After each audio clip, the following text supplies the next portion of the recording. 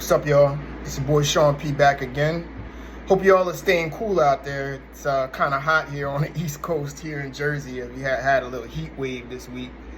But anyway, speaking of heat waves, a lot of hot music coming out.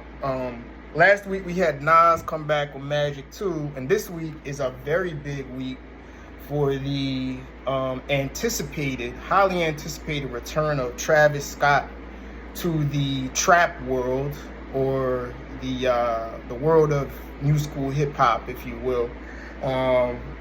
He came with his album Utopia that has been long awaited. His last project was Astro World, which received a lot of critical acclaim, even by many notable hip hop heads. You know what I mean? I know Mike and Coop over at According to Hip Hop, they love that album, and that was, almost 5 years ago. That was pre-COVID, and of course Travis has had a lot of issues outside of COVID with the concert fiasco that went down, where several people, the accident that happened where several people unfortunately lost their lives. But he's cooled down from that, and he's decided to finally come with a long anticipated Utopia. Now, Travis Scott is a icon when it comes to trap and acid trap, psychedelic trap, if you will. One of the notable artists from the 2010s, as far as his brand of music is concerned. Obvious good music affiliate, protege of Kanye West, which we'll get to in this.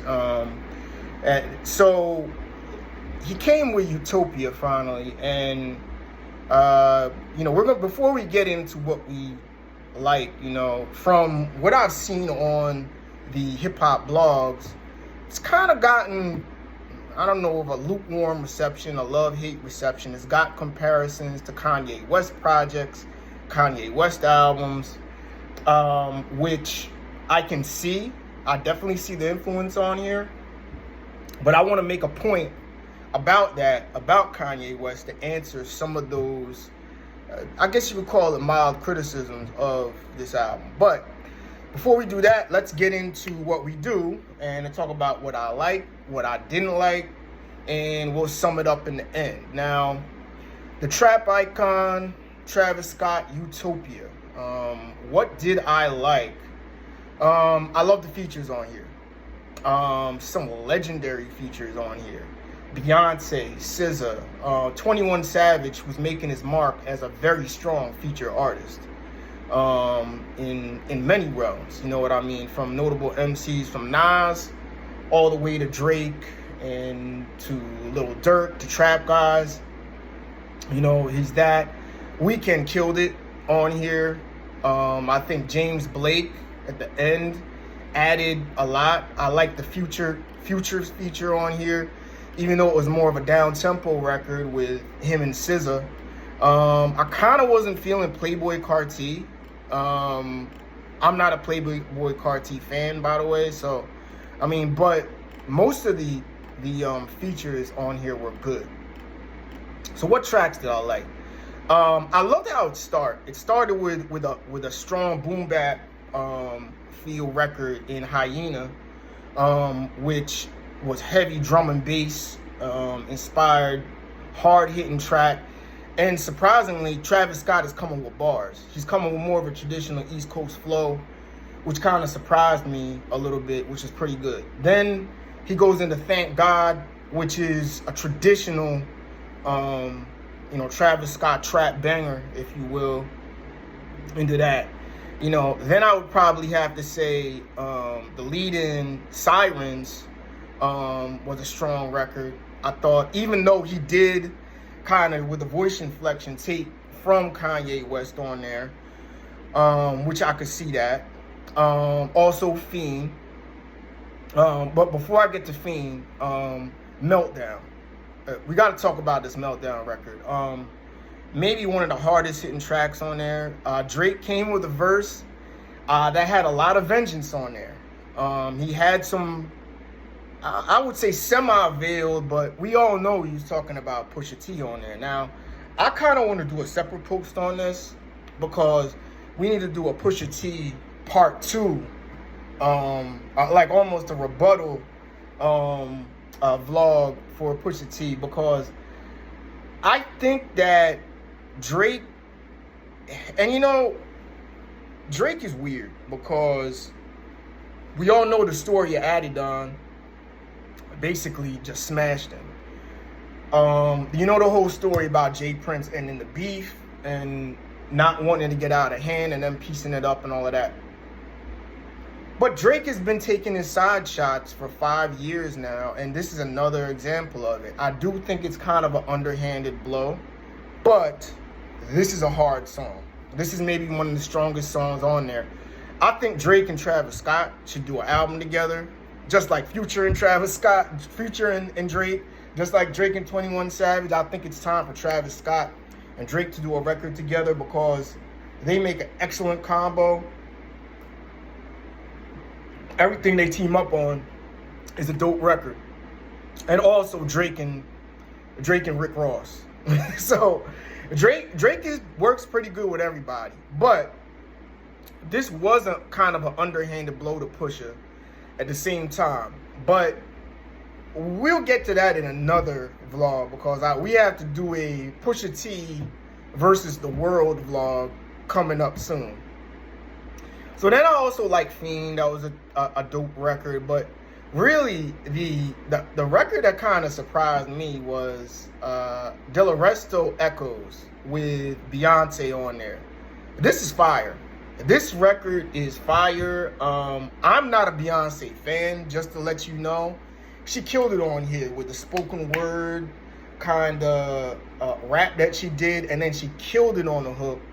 And Travis did his thing on here, so that's a definite banger.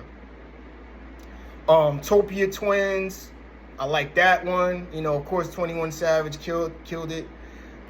Circus Maximus, one of the strongest records on here. Again, Weeknd, who I think is one of the top 3 artists in the world, period, right now. He is killing everything.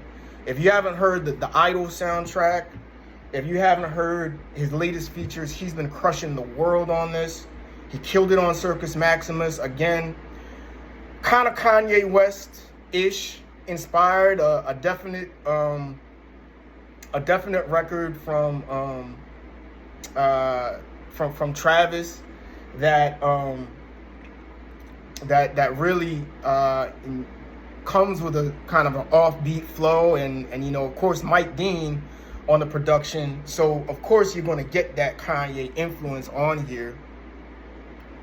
Then I would probably say Lost Forever, which was the Alchemist produced track with West Side Gun. And I thought it was a dark, eerie record. And then West Side Gun does this thing on the second verse, you know, closing that thing out. So that's another fire record. Then I'd have to say K-Pop, which is probably the most radio-friendly track on here, which this album had a lot of dark vibes to it, but this is probably the most radio-friendly kind of Afrobeat-inspired track with Bad Bunny, another artist killing everything, and Weeknd. So he basically has 2 of the biggest pop stars in the world on one record, and I think this is probably going to be the biggest radio record from this. Then Telekinesis with SZA and Future, smooth, chill kind of vibe record I fuck with. And last but not least, Till Further Notice with James Blake. So overall, you know, out of the 19 tracks, 70 to 75% of this album is pretty good, are either bangers or fire features on there. Now, before I get to the Kanye West thing, what I didn't like, they had some skips on here. I think My Eyes and Modern Jam was okay. Kind of a generic flow on there, or what have you. Even though the flows on here, Travis did kill it with the flows. I mean, he definitely did switch it up. He definitely did show a lot of versatility on here by doing some, you know, traditional rap he seemed to be rapping a lot more on this than in his past records and outside of just the trap joints with auto-tune. But he had a very good variety of mix. But My Eyes was a little bit too slow. I really wasn't feeling that one. What was the other one? And Monster Jam was just okay. What was the one? Parasail was trash. That was trash. Love was kind of a skip over record. So he had some records on here that were kind of just, you could have done without. He could have cut this down to 15 songs and maybe have an album of the year contender, I thought. So he was strong on that. Now, the Kanye West influence, and I got a take on this, is that, you know, a lot of people compare this to Donda. And Donda, I just thought, was way drawn out. Kanye was just trying to take too many concepts from too many different people, you know? He was trying to do a trap record into a drill record, and then he was doing Travis Scott flows, and then he was just doing way too much on that, which is what the downfall of Donda was. Now, here's the thing. I see the Kanye West structure as far as the features and as far as trying to make records for everybody to address, you know, all the lanes of hip hop. But this album, Utopia, this style of album fits Travis Scott better than that style of album fits Kanye. Kanye felt to me like he was reaching on Donda. Really, for the last decade, I mean, in my opinion, Kanye has been just a style stealer. He's been trying to get on with the hottest styles and trying to ride that. And I actually think that Kanye West tried to bite Travis Scott over the years. Travis Scott in the mid 2010s was that trendy new guy that could mix trap and kind of almost a rock feel and brought an energy to the game, similar to like Future did. And I think Kanye tried to take that from Life of Pablo onwards to his other records, to take that energy and use that on his own. That's how you had Donda. And I said on Donda, man, a lot of this felt like a Travis Scott album. So now the flip is happening and people are saying, well, Utopia feels like a Kanye West record. I already look at it, I see it as the other way around. That this was what Travis Scott designed, you know, and this style that fits him. Kanye was trying to fit into that box, if anything. So to me, this was more, you know, Travis Scott being him as opposed to Travis Scott trying to be like Kanye West. But you do see the Kanye influence. You had Mike Dean on here.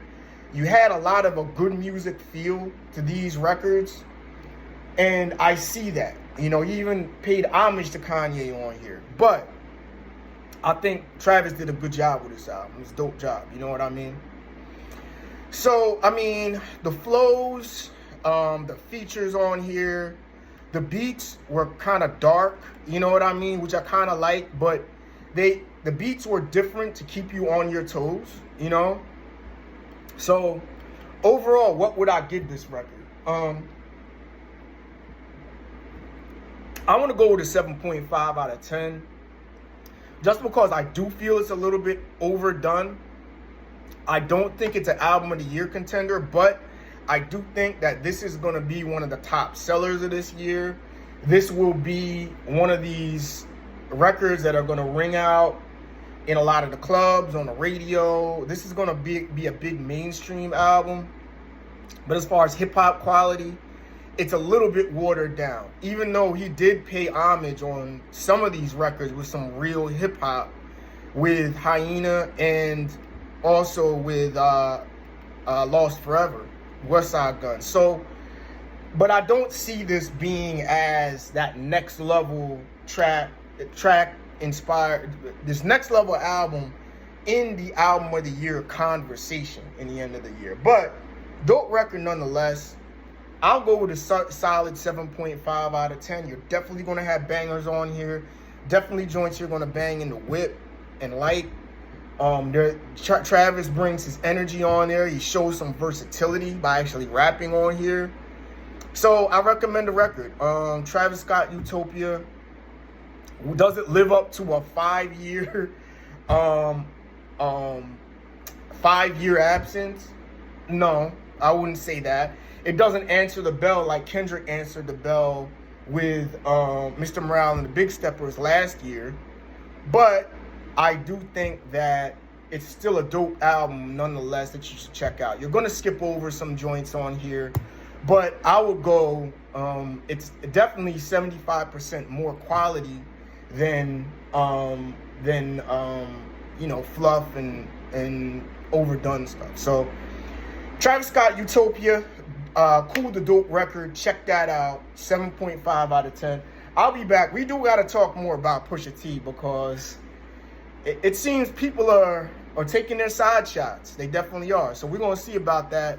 And I'll come back with that in another vlog soon. So with that, y'all enjoy the rest of your Saturday evening. And I'll come back with y'all with another vlog pretty soon. All right?